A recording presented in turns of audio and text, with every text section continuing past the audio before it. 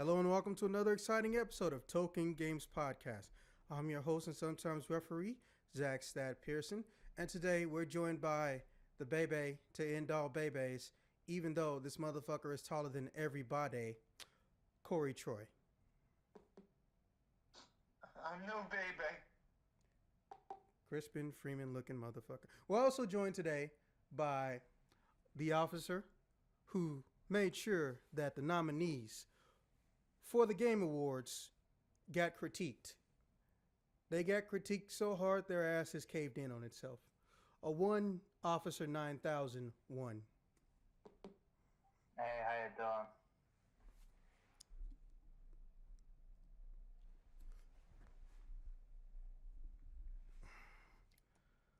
doing? Okay, so these are the choices because, we're not doing a traditional podcast. Like I said, let me phrase that.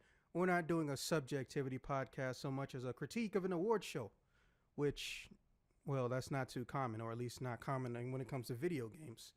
So these are the choices. Favorite announcement, favorite new game on display, are you happy or sad about winner of insert trophy here and title of insert title here? And what underwhelmed or underperformed to you? And what blew your fucking mind? And so, yeah, which do y'all feel like doing first? Yes, I am going to write these topics down as we talk about them. Might as well go in the order that you described. You really think we're going to remember that in like 3 minutes? If you write it down. Mm-hmm.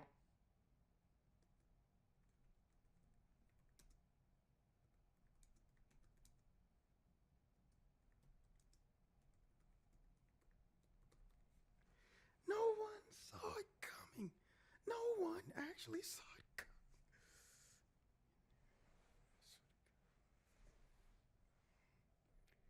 Favorite award winner? Okay, so let's start with that, officer. Let's see. Out of all these winners, I think my favorite would probably have to be Dad of War getting Game of the Year.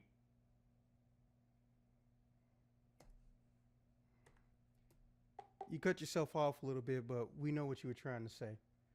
Okay. Yeah, because God of War, it was honestly a really good action game. A lot better than I had hoped. And even the story was pretty good. I am so glad you said that because I so disagree with you on so many levels. Don't get me wrong. I am not saying that it was a bad game. Far from it. I am saying that the game's presentation is a fucking hot mess. And for various reasons. As you know, I have never played the original series. 1, 2, and 3. Okay? Now, when it comes to 4, I didn't buy it. However, I'm not the only motherfucker I know with a PS4. So I went and tried it out. And when I tried it out, I was immediately underwhelmed. Don't get me wrong. I'm not saying the story was shit. However, the combat is fucking dumb. And I say this because I was better at performing. Well, I was better at taking out my enemies when they weren't on screen than the ones that were on the fucking screen. Now, I know what some of you out there in YouTube land are thinking. Well, maybe you just need help and you suck at action games. Like, no. On the other end of this talking into this microphone is a man who has beaten every Ninja Gaiden game. And yes, I did play them off of easy mode. So, with this in mind, make no mistake when I tell you I know how to handle my shit. I'm one of the only motherfuckers I've ever met that beat the OG Contra without using a cheat code. And I have probably said that in the course of this podcast history at least 7 times. But you know what? I don't fucking care for one simple fact. What you got that's gonna top that?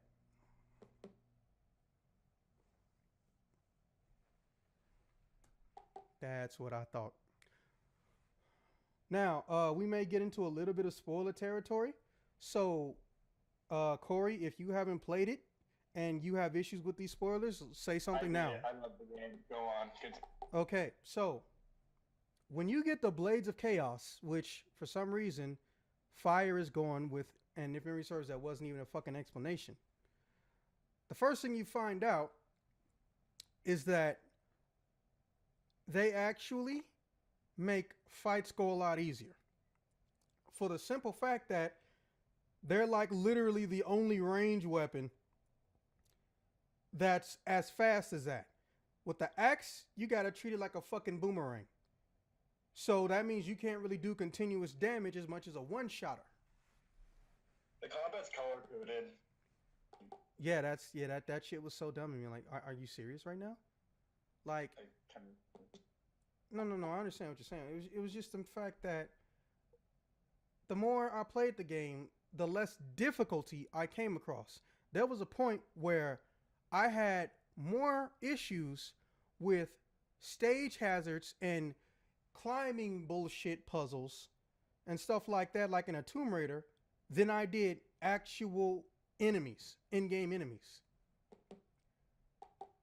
They made this game in such a way that the director decided to pretend he gave a shit about everything that came before it, much like Taika Waititi. For those of you, he's the director of Thor Ragnarok. And much like Taika Waititi, well, I just love saying that dude's full name. I don't know why. He decided, since he was a nice guy, quote unquote, they were going to let him do whatever the fuck he wanted to do. So since he did whatever the fuck he wanted to do, that meant that there was no one above him who was going to tell him, hey, this might be a good idea. This may not be difficult enough. This story may seem a little bit on the side of very, very predictable. Do I hate the inclusion of his son? No. However, I do hate the praise this game is getting for a story that basically, without the kid, would have been a story about redemption, but changed into a story about father and son after daddy fucked up. There's a difference between teaching a boy to grow up versus a redemption story that features the children of the person who is seeking the redemption. Literally, this game, or rather this franchise, is now facing an identity crisis. An identity crisis we haven't seen, ironically, since the likes of fucking Devil May Cry during the chaotic time of DMC 0. Because I thought we didn't talk about that. No, you don't talk about that. I insulted. There's a difference. So, based on this director and his acclaim, especially now, we all know what's going to happen. This motherfucker is going to make 2 or 3 more games for the franchise, maybe even 4. And they're going to completely lose their combat ability. Because we all know what happens in these types of games when they get to sequels. They don't evolve the combat. They introduce new weapon styles. A new weapon style is not the same as evolving the combat or adding features to the combat. Let me give you an example. Corey, let's say you're a boxer. And officer, let's say that you are a capoeira fighter, which is a funny ass thought in my head. So your primary thing is is kicking, officer, whereas Corey is a goddamn boxer. So what they're gonna do now, and again, this is an assumption, but if you look at how they're constructing shit, it's only gonna go one way. They're going to, let's say Corey is new God of War. They're gonna take Corey and they're gonna add different parts to the fist, make certain moves do more power with the fist, maybe give an electrical ability or a magical element with the fist to make it do new special pretty moves. Whereas when we get to Matt's section of the things, which heavily is more along the lines of Devil May Cry type stuff, he could evolve based on what title he's in. Think about it with Devil May Cry real quick. Devil May Cry 1, you had high speed combat and you had free flow combos, meaning you controlled what the next action was. It wasn't necessarily flow charted, or rather it was, but it's only flow charted by your choice. The game doesn't lock you. Now compare that to Devil May Cry 3 or even 2 when they introduced evasive maneuverability and certain fighting styles that you could switch to that suit the weapons you prefer to fight with. Gunslinger, self-explanatory. Swordmaster, self-explanatory. Trickster, oddly named high-speed evasion style that also features teleporting. And of course, extremely defensive. Now let's look at the new God of War, the one that's got the most money that was ever spent on an individual title, had the most promotion, and is technically the most graphically intensive. The camera is stuck to your shoulder like fucking herpes. And he's lost the ability to double jump, I believe, or rather, his double jump is practically useless or non-existent. I don't think he could double jump in that game if memory serves. Was he able to double jump? I don't recall. I don't think there is a jump. So they've already completely restricted two features. A camera that has 360-degree roaming rotation, and they've removed your ability to manually jump. But you can block and dodge though. Not to mention, his son is the only one with an actual bow and arrow. Because apparently there's an issue with it when Kratos has to do long range shit. He didn't always have that axe. So at some point in time, he had to either fight animals in the middle of a fucking cold ass forest, or he had to fucking use a long range archery like a bow. So we know on some level, because remember, this is depowered Kratos. He had to have used the fucking long range shit. Plus, I don't think the game ever said that, oh yeah, the kid made a bow for a fact. That would be extremely hard for anyone to do, given the amount of supplies he would need and the low level of strength he has.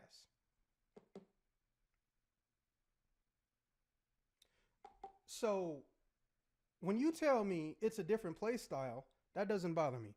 But when you show me it's a different play style and you restrict and remove positive features from the combat mechanics, that's when I have a problem.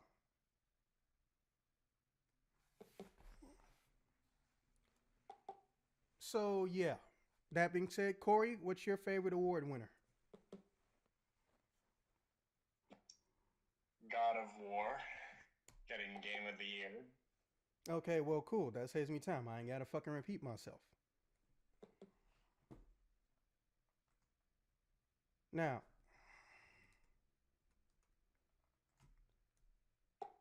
if you'll excuse me, I'm gonna go look up the game that disappointed me the most. That was a winner.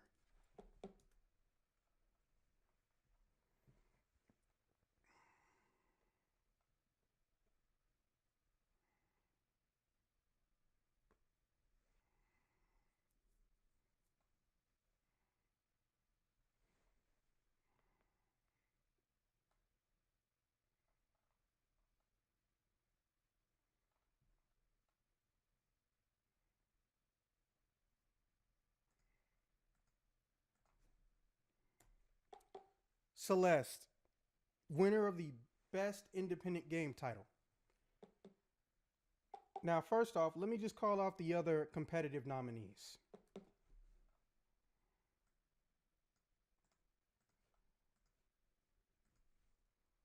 By call off, I mean copy paste into the chat. The nominees are Dead Cells, Into the Breach, Return of Obra Dinn, hope I'm saying that right, and The Messenger. Now, first and foremost, let me just say that I have absolutely nothing against Celeste, other than the fact that I feel like its competition had more to offer in the gameplay sense. So no, I do not hate Celeste, and it did not annoy me as a game. But here's the thing about Celeste. Almost every functionality that Celeste has, which is basically wall jumping, air dashing, and a little bit of combat, very, very bare minimum, Dead Cells has almost 4 to 5 times over of. Mid-range weapons, close-range weapons, air dashes, barriers, in-game teleport warp, actual enemies that get stronger or they scale with your level of power. There's a scaling matrix or metric that they don't tell us about, but it's there. Extremely high replay value. Not to mention, I believe that they have randomly generated maps depending on what mode you're in. Then they also had a DLC that blew the lid off of shit, as well as a massive patch for balancing. Now compare that to Celeste. Now I'm not saying any of you guys played it, or I don't know if you did play it or not, but listen. How would you feel if you made a game that was nominated and the game that beat you had not even half of what your game had? And I don't mean in that metaphorical or ethereal sense of, oh, well, we had a good game, but we lacked story. I mean, literally everything was inferior. The exception being the graphic style, because I believe they both use 16-bit. How would you feel? Are those things that Celeste would benefit from having? Yes, because the game is too goddamn easy.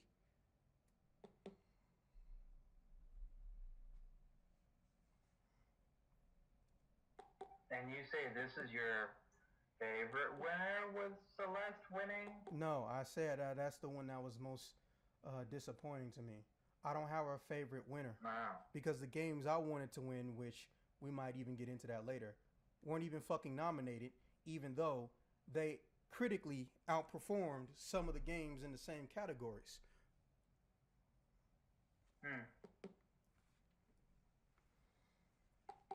So, well, yeah, officer, let me ask you, if you made Dead Cells and you've got everything Celeste has but 10 times more, of course that number's hyperbolic, it's more along the lines of 3 or 4 times, wouldn't that bother you or disappoint you? Not even on a selfish Kanye level, but just the fact that somebody who did basically half the work of you is doing better than you in the same category. Obviously.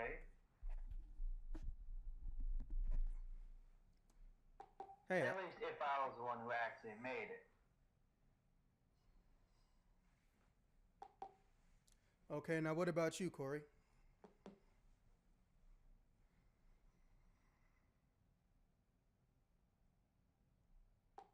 Did he die? No, I didn't. I'm thinking about it.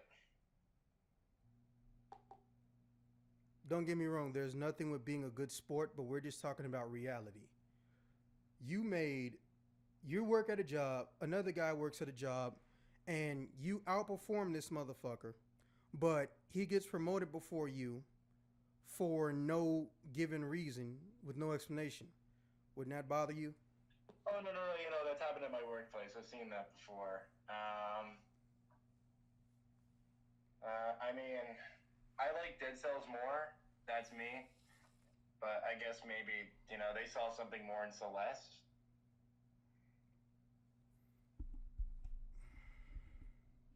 depends on your viewpoint. Yeah, as I was gonna say, as I'm not the one who made it though, eh, I can't really speak on if it should have won or not. And to be honest, I can't say I'm familiar with either game. I know. That's why I'm giving you broad terms. If you made something, you put in 10 times the work as somebody else, and then you got looked over.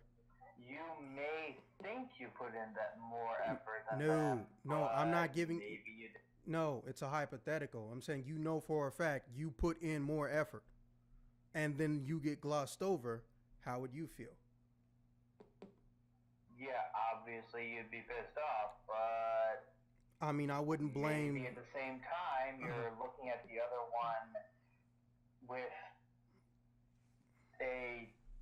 It's hard to use a proper term, so I'll just say this: you're looking at it with maybe a specific filter on. You aren't looking at the whole picture. Oh, I'm totally looking at the whole picture. I'm the only person here that's played both games. And my opinion is an opinion, don't get me wrong. However, it is coming from an unbiased mindset. Also, remember, I didn't personally work on Dead Cells, so I've got no stake in the fight.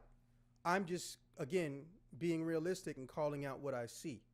If I did everything in not Dead Cells, if I did everything in Celeste, I could probably get it done in less than 30 hours. If I did everything in Dead Cells, I wouldn't probably be halfway done by the 30-hour mark.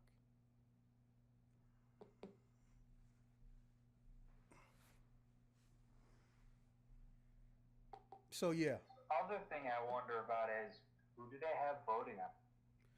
Well, supposedly the way it's described is it's a panel of reviewers who aren't being paid by a corporation to vote for anything. Half male, half female. Okay. Huh. So opinions of a specific group of people. Huh. Okay. Yeah, it gives you that movie award feel. Reviewers often don't have the same opinions as the gamers who ends up playing them. At least the ones that they get for like award shows and like. Assuming this is anything like the Oscars and all that, where the people that got watching the movies are quite a bit different from the typical movie-going public. Fun fact, most of the people that review movies don't actually make or have never made one.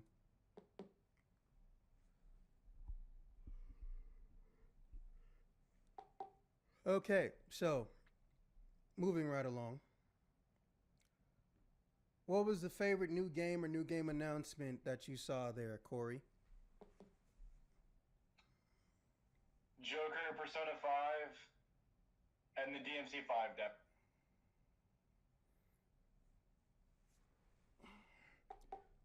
Okay, unfortunately, I can now no longer give my answer, and I blame Corey and Officer. Come on, you totally saw that one coming. First and foremost, don't be stealing my puns. Secondly, I didn't think he would say both. So with that being said, Officer, what is your favorite new game / new game announcement? That Hades game from the people who made Transistor and Bastion, that one looks kind of interesting. I kind of like the way it looks. So I think we'll go with that one. As for announcement, wow, no one could have seen that coming for Smash. No one. Sir, you are fast approaching your pun limit. Just so you know. Is anyone keeping count? Oh yeah, it was Joker joining the cast of Smash Ultimate. Because that's really cool. We now have official confirmation that most of the DLC characters, or at least half of them, will be guest star characters, much in the vein of Soul Calibur. This now leads credence, indirectly, to Dante of Devil May Cry fame being revealed to be the final DLC character. Now, do you guys think it is still just in the realm of bullshit or now plausibility? I'm weird. I'd rather get Nero. Okay, I let's do think one at a it's time. plausible that we'll get a character from DMC. What makes you say that? Well, if suddenly we get like freaking Persona, which holy shit, that came out completely out of left field. Uh, who knows? Now they could put in almost anything. So I think, yeah, Devil May Cry is easily in the realm of possibility. Besides, it'd be kind of cool to see Dante and Bayonetta, you know, fighting alongside each other or against each other. Against. Always against. Corey? Yeah. I mean, didn't I give my answer? You gave Yeah, your I did, answer. yeah. No, but he gave his answer about Dante and Devil May Cry at the same time you spoke. Oh, I mean, yeah, I mean, it'd be fucking awesome to get Dante. I'd rather get Nero because I don't know, I kind of like Nero a little bit more, but Fuck Nero. I get you. Yeah, I mean, I don't think there's any characters now. Well, except for exclusive characters out of the realm of possibilities. I mean, I could totally see Dante coming. Supposedly his trailer features him trying to seduce somebody. Think Nintendo would let them get away with it? Like, Nintendo would do that? Nintendo's a Japanese company. Did you forget about Bayonetta? No, all you gotta do is say is Nintendo's a Japanese company. We live in a world / country where pedophilia is frowned upon and internet culture purposely shames them. But then we also allow an anime to come out where a old ass man who is part demon purposely purchases an underage child so he can groom her to be his wife and fuck him, and the government hasn't stepped the fuck in. Yeah, didn't expect that to get dark, did you? Oh, of course it is. It's a Japanese show. What else would it be?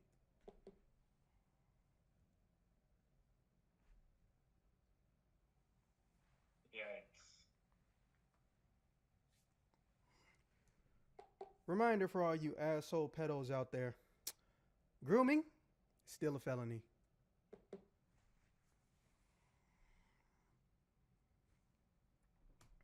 So yeah, let's lighten this up a little bit.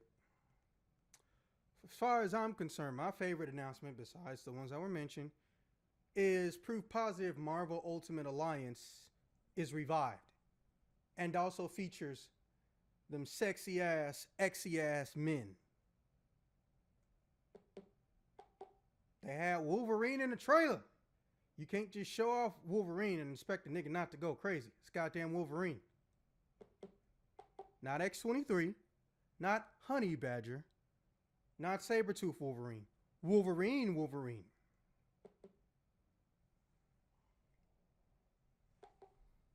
So, all that being said,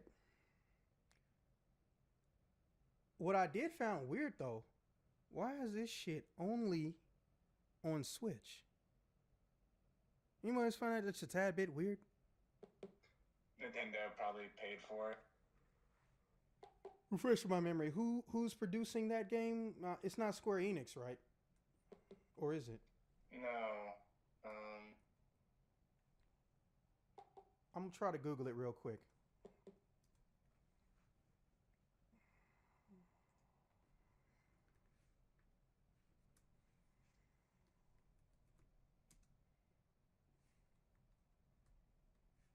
Team Ninja.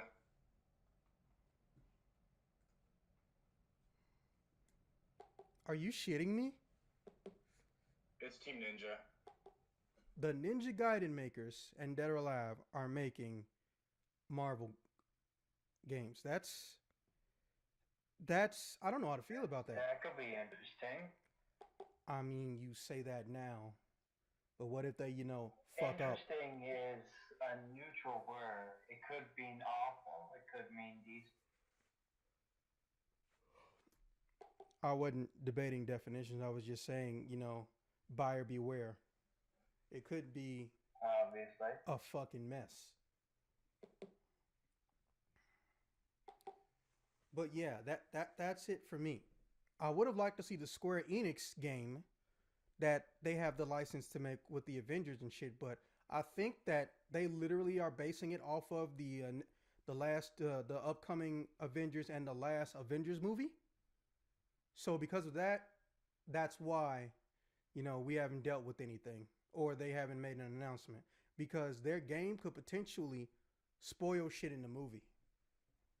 Or they want to do a simultaneous ish release because we all know that used to be one of their favorite cash cows back in the day. Make a shitty movie game, get that little kid money. I thought they were doing Ultron. I mean, that wouldn't be bad. They got to start somewhere, you know? Yeah, I mean, I'd rather have it not be. I feel like after Infinite, I don't know, I just feel like we've seen Ultron a lot more recently. Okay, so here's what's going to happen. We're going to skip the topic that's coming up next for a second because I got another one.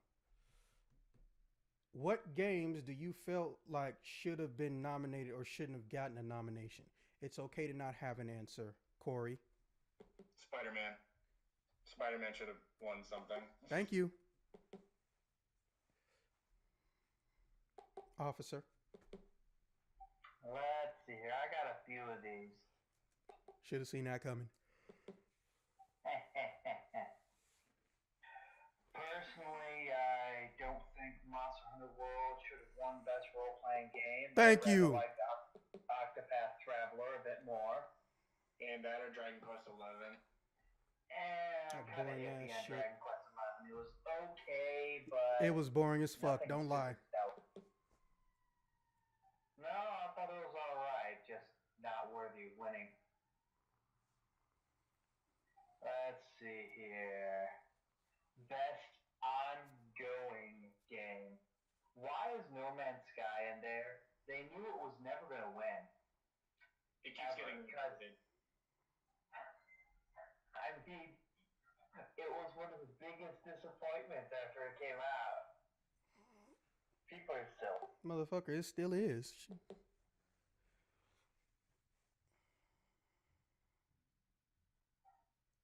Other than that, mostly. Oh wait, best strategy game. Yeah, I disagree with that. While I've not played Into the Breach, all four of the other options there are ones I would prefer. Only because I, actually played them. And other than that, it's mostly whatever. At least half of these categories are ones that I didn't really much care for. Yeah, because they're fucking esports. They added esports just to pad out the goddamn show. But there was so many other ways to pad out the goddamn show. And best ongoing game? Bruh. That shouldn't have been there either. Dude, they just apparently there might be some licensing issues with MMO, or they wanted to make it more nebulous, so they said ongoing instead of MMO. Yeah, but none of them are MMOs. Listen to the words: massively multiplayer online. All of them are MMOs. I suppose. All right, my motherfucking turn. My issues begin and end with one game in particular, and that is fucking Red Dead Redemption. And before anybody landblasts me, I don't hate the fucking game. By no stretch of the imagination do I hate the fucking game. But here's the thing. How the fuck did that game get nominated Like, not even a full, 2 weeks before the Game Awards? Are you serious? They're trying to basically go off review copies or some shit like that, which are known to be or have possibly more relaxed conditions. And on top of that, even if you went through the story, the actual full story, where the fuck did they get the time to look at that shit?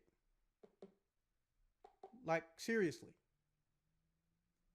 It's Oscar bait. It's like where Rockstar releases a game after 5 years, it's going to win something.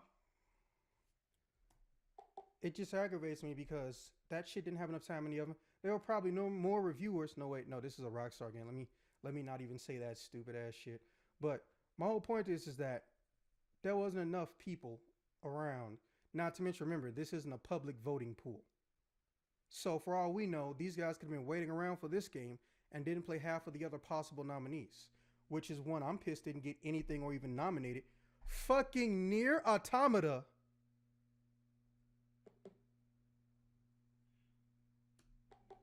The shit that came out the beginning of the year. Hasn't that been out for longer than a year? Excuse me, gotta stretch. Yeah, but see, here's the thing. They had re-releases. And nothing in their rule book, or at least the ones that they show, say that a re-release cannot be featured or a remaster. By the way, that's a good category to fucking have. Best remaster. So, the rest of the world, aka X-Bones, got to have the fucking game. The story on that shit was insane. But, to be fair, I do understand that it could be a general assumption that they don't go back and do, remasters. Because as it stands right now, there's never been any official acknowledgement of remasters or remakes. Because first and foremost, why didn't Devil May Cry Special Edition get one? Like, why didn't they get a listing at all? They don't realize that that's a whole nother award category they could have fucked with. Now, that being said, much like, much like Matt, I too subscribe to the idea that Monster Hunter made no absolute sense, but I'm going to go into more detail. Monster Hunter is a video game franchise that basically is the equivalent of dinosaur-based or dinosaur-themed Pokemon. But the story isn't so much subpar as negligible, unlike most of the other, unlike most of the Pokemon games. You're going Dinosaur, Pokemon, that's a really bad description, actually. No, it's fucking not. It's pretty fucking accurate. There are Pokemon that are even based off dinosaurs. It's the same shit. You go someplace, you catch them in the wild, or you whoop their ass in the wild, and they bounce and you get experience and drops. It's the same shit. Yeah, but you don't capture them and have them fight each other, which is the core mechanic of Pokemon. Yes, you do. No, you don't capture them. I have the use game. them to fight each other. You heard me correctly. I have the game. You can even build traps for them motherfuckers to get stuck in. No, I don't think you get what I'm saying here. You don't capture them for the intent of using them to fight other monsters. No, you don't. I don't think you understand. It's there. It doesn't function like Pokemon's does, but it's there. So, since these enemies, some of them view the other as food, or they just attack each other when they get too close to each other's, designated area, they fight each other. However, there is also the ability to go into an arena-style mode, where you can fight monsters you've captured already.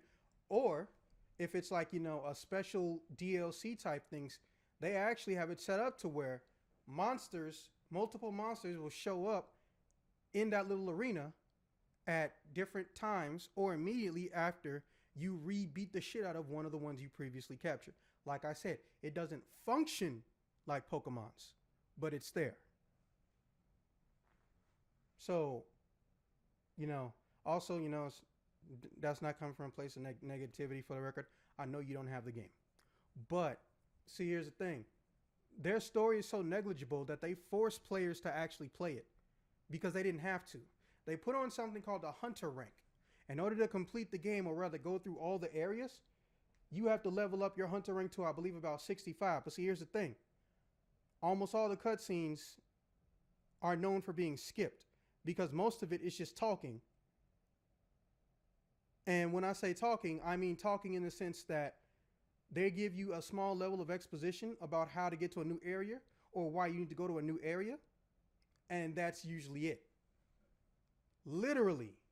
Not to mention, there's not even a real final boss because the game, every monster is technically a boss. Some are more deadly than others, but every monster is technically a boss. Some are bigger than others, some are smaller, all that shit. But all bullshit aside, fucking monsters. They're all bosses. So that's why I feel like it was a misnomer. I think the reason that it won was because they were lacking nominations. And on top of that, Monster Hunter has a majority thing about it. Like, it literally fucking whatchamacallit. It literally has a built-in install base, kind of sort of like a Rockstar game.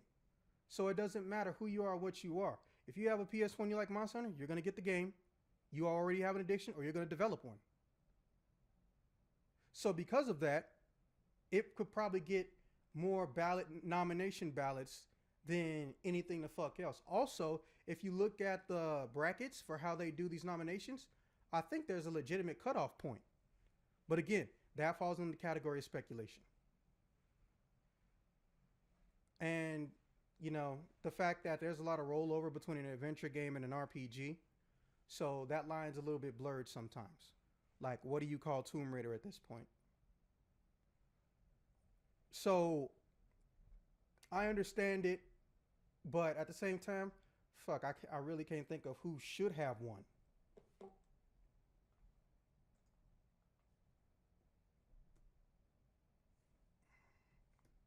I mean, can you guys think of anybody who should have won Best RPG? I feel like it should have been Final Fantasy XIV.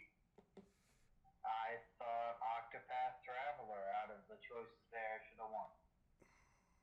I agree. I say 14 and not even play 14. Just because their updates are always story driven, even if there's a new class. Well, yeah, 14 is a pretty good contender, but at the same time, wouldn't that be more towards best ongoing game? No, it could be in both categories. I suppose. At the same time, though, I think that for a bunch of, if you have a bunch of new games and one that's already been out for a while, I think you should give more of a chance to newer games. Don't work like that, fortunately. Not that you have a bad idea, but that's not something you do for an award show. Well, yeah, I'm well aware, but No, I totally understand. This is an opinion-based podcast 9 times out of 10 anyway. So, well, I'm going to just say this because there have been some shit years. This is a quick yes or no before we get out of here. Were you guys happy with how the show was managed and handled, Corey? I thought it was fine. Yeah. Officer? I thought it was okay, I guess. I give it a B-. Okay, with that being said, this has been a very unusual critique of the Video Game Awards 2018. I will see you guys when I see you guys.